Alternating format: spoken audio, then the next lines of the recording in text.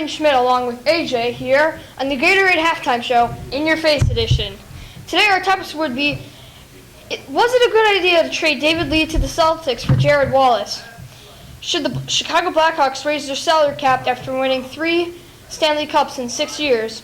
And who do you think will be traded before the trade deadline on July 31st and where? Alright, let's start off with our first topic. AJ, was it a good idea to trade David Lee to the Celtics for Jared Wallace? I believe it was a very good idea. The Celtics obviously didn't want Jared Wallace. He's making $10 million the next season. And David Lee lost his job to Draymond Green at the beginning of the season. He also had injuries. Lee's getting a little older. I think it was a good move because, they don't really need him for their future plans. They have Maurice Spates already. And Draymond Green is going to be the future. I mean, $85 million at that position. It's a good move by them. All right, I agree with AJ on this one.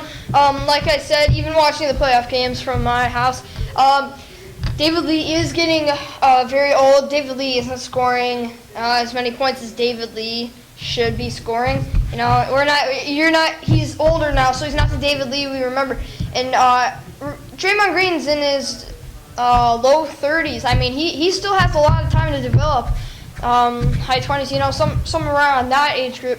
And it was a really good move by the Warriors. I mean, for getting someone from the Celtics, but as Jared Wallace is, that's a really good trade because we know how good Jared Wallace is.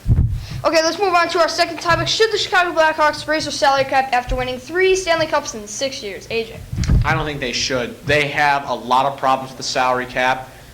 What surprised me as a Chicago Blackhawks fan is that Stan Bowman, the general manager, didn't make moves at the NHL draft. We knew Patrick Sharp was going to get dealt, but the bad news is that we had to give up Vermette. We had to get up Richards. 2 big pieces in that Stanley Cup run, and the biggest, Brandon Saad, having to trade him to Columbus.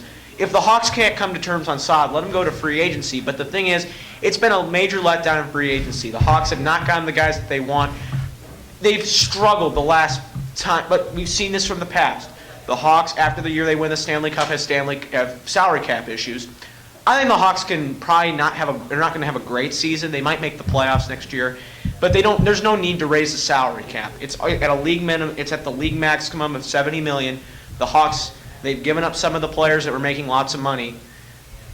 They're just going to have a tough time winning games this year. They don't have guys like Vermette, like Richards, like Saad anymore. They're probably going to struggle. If they make the playoffs, I wouldn't be surprised. They're the Blackhawks. Mm-hmm. I agree with making the playoffs, but I disagree on raising the salary cap. I think they should have raised the salary cap, at least let Richards or Vermette go into free agency and try and keep Saad. As we know, Brandon Saad is a very good all-around player.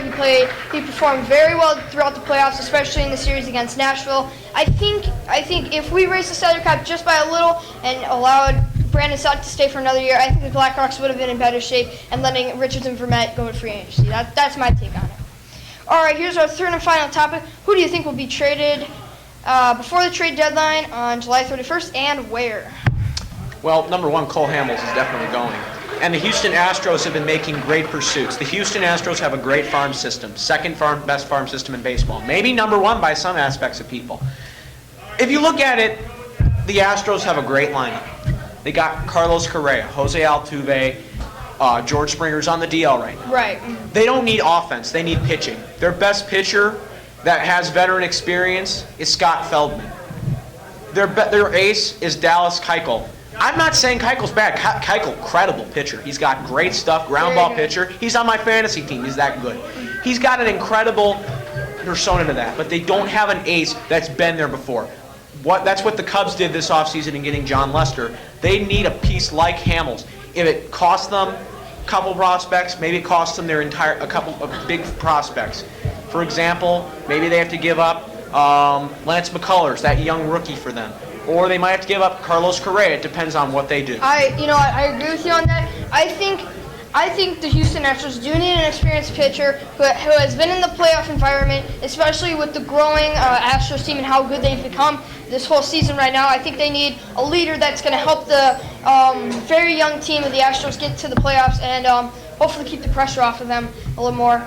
And I I think Carlos Correa could be let to free agency or be traded at the trade deadline too, along with Cole Hamels. Cole Hamels on the Phillies, he has been dominant, but only for the 2013 and 2014 season, as we've seen him before. Well, because he hasn't gotten enough run support. The Philadelphia offense has struggled. The Philadelphia offense has struggled, and their defense hasn't been spot on either. Yeah. I also think Troy Tulowitzki could possibly be traded due to the Rockies. Yeah, chances at rebuilding. They drafted a shortstop. Yeah. All right, we have to go now, but thanks for watching the Gatorade Halftime Show with our sponsor, Waka Waka Waka Waka.